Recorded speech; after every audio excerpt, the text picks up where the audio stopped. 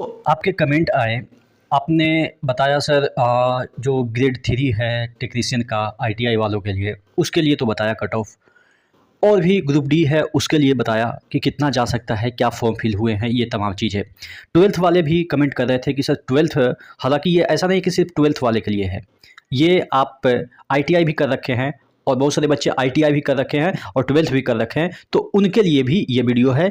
चूँकि आपके पास भी तो 12th का डिग्री है, तो 12th वाली जो वैकेंसी है उस पे कितना फॉर्म आए हैं और कितना कट ऑफ जा सकता है।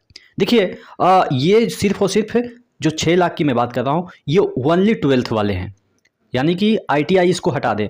अगर आप आईटीआई करके और 12th करके फॉर्म डाल रहे हैं, तो उसका अलग सीन चल रहा है। ठीक है? वो तो सभी में काउंट हो जाएँगे, जो 22-23 लाख फॉर्म डाले हैं, वो सभी में काउंट हो जाएँगे। लेकिन प्योर 12th वाले सिर्फ़ और सिर्फ़ 6 लाख के अराउंड है। तमाम चीज़ों के बारे में डिस्कस करेंगे। आज हम बात करने वाले हैं आरआरबी एनटीपीसी के बेस्ट बुक की, जो कि चक्षु प्रकाशन की है। ये बुक जो है एक कंप्लीट गाइड है, जिसमें कि आपको कंप्लीट थ्योरी के साथ चैप्टर वाइज पीवाईक्यू भी दिया हुआ है। इसमें आपको 3 शॉर्ट पेपर भी दे रखे हैं। आप देख सकते हैं जिस तरीके से विषय सूची है, सभी चैप्टर को इंक्लूड किया गया है। आपको एक-एक क्वेश्चन का अच्छे तरीके से व्याख्या मिल जाता है। थ्योरी की बात करते हैं तो यहाँ पे आपको एक-एक चैप्टर, जैसे इंडियन इकोनॉमिक्स है, सबको अच्छे तरीके से समझाया गया है। चक्षु का रेलवे एनटीपीसी का प्रैक्टिस सेट भी आता है और रेलवे की मैथ्स, रीजनिंग और जीके की चैप्टर वाइज बुक भी आती है, जिसे लेके आप अपनी तैयारी को और भी मजबूत कर सकते हैं। नीचे डिस्क्रिप्शन बॉक्स में इन सभी बुक का लिंक दिया हुआ। देखिए, अगर हम बात करें 12th वाले की, तो एक आपको आरटीआई दिखाते हैं 2023 की, जो आपके आरटीआई है। यहाँ पे देखिएगा, डेट ऑफ रिप्लाई है 12/4/2023 है, और ये 2022 की वैकेंसी के लिए है। सीएचएसएल की वैकेंसी की हम बात कर रहे हैं। देखिएगा, सीएचएसएल की वैकेंसी, यहाँ पे आपके फॉर्म डाले जाते हैं कितने, तकरीबन 13 लाख। देखिएगा, अब यही सीएचएसएल का मतलब क्या होता है, 12th। लेकिन 12th भी क्या, कोई भी ब्रांच से आप बाई रोड से कर रखे हैं तो पर भी आप भर सकते हैं, आप आर्ट्स से कर रखे हैं 12th तो पर भी भर सकते हैं। यानी कि साइंस छोड़ के भी आप जितने भी ब्रांच हैं सभी से, यानी कि साइंस इंक्लूड कर ले, सभी ब्रांच मिला के आपके फॉर्म डाले जाते हैं 13 लाख के तकरीबन सीएचएसएल में। तो उसी के इर्द गिर्द आपके सीएचएसएल का ही ये आप मान के चलो कि 12th मतलब क्या होता है सीएचएसएल। हमने 6 से 7 लाख डेटा लिया है, चूँकि ओवरऑल आपके आईटीआई मिला लेते हैं तो 22 से 23 लाख होते हैं। तो 12th वाले पे इसलिए कम फॉर्म डाले गए हैं, चूँकि यहाँ पे आपके फिजिक्स खोजे गए हैं और साइंस खोजे गए हैं, फिजिक्स मैथ्स खोजे गए हैं।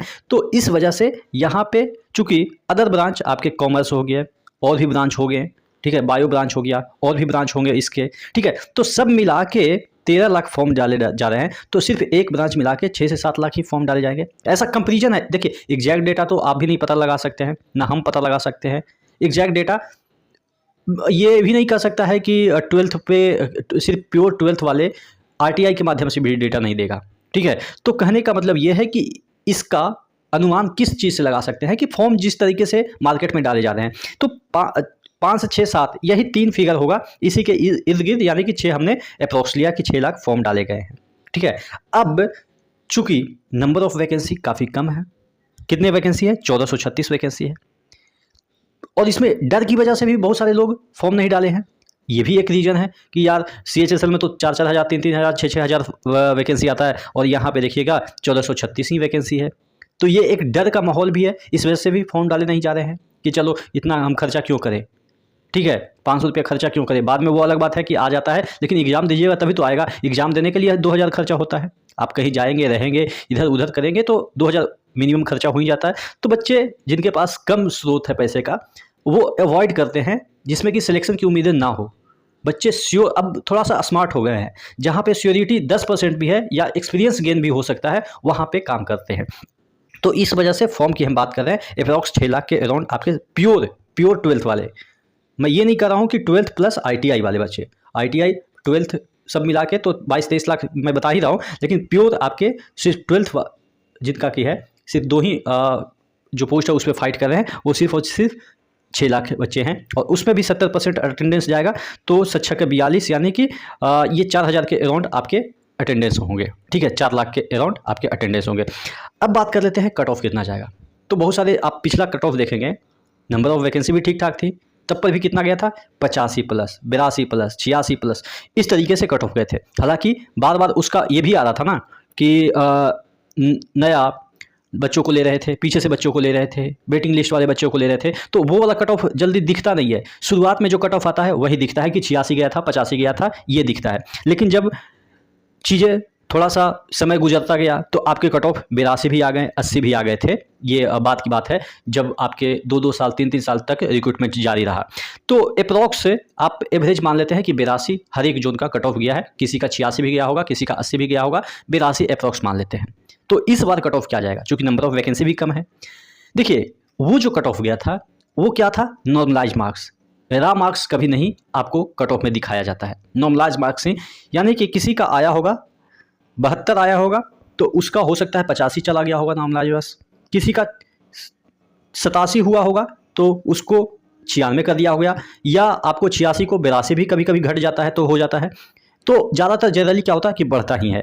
तो ये नॉर्मलाइज मार्क्स कट ऑफ हुए थे। लेकिन हम रा मार्क्स पे बात करेंगे क्योंकि हम रा मार्क्स ही देखते हैं कि कितना बच्चों को आ रहा है। तो जनरली आपके जो कट ऑफ होंगे वो 72 से 76 रा मार्क्स होंगे, और नॉर्मलाइज इसको कर दें तो 84 से 85 आपके जो है वो कट ऑफ होंगे। ये मैं कह रहा हूँ।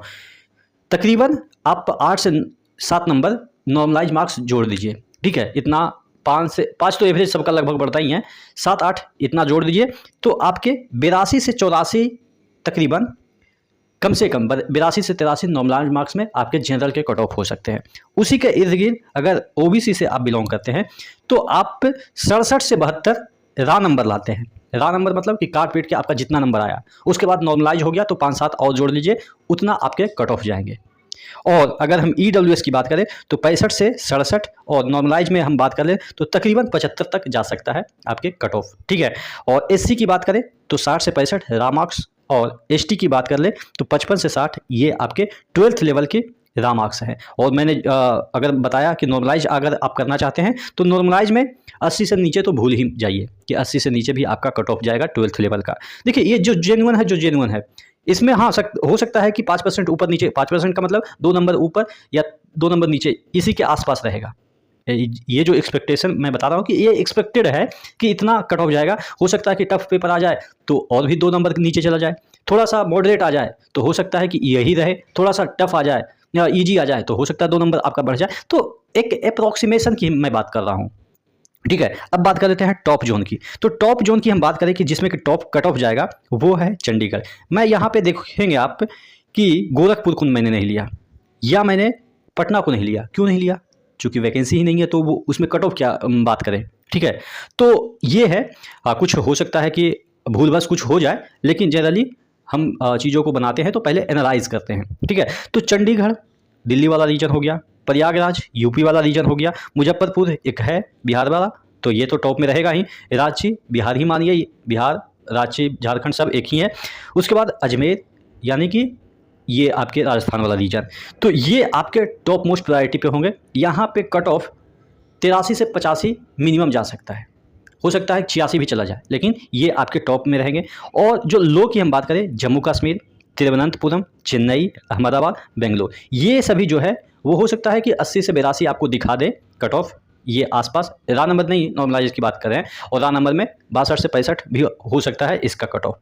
और बाकी जितने भी जोन बच गए वो आपके मिडिवल हो गए, यानी कि बीच में ये टफ और लो जो कट ऑफ है उस जोन के मिड में ये लाई करते हैं।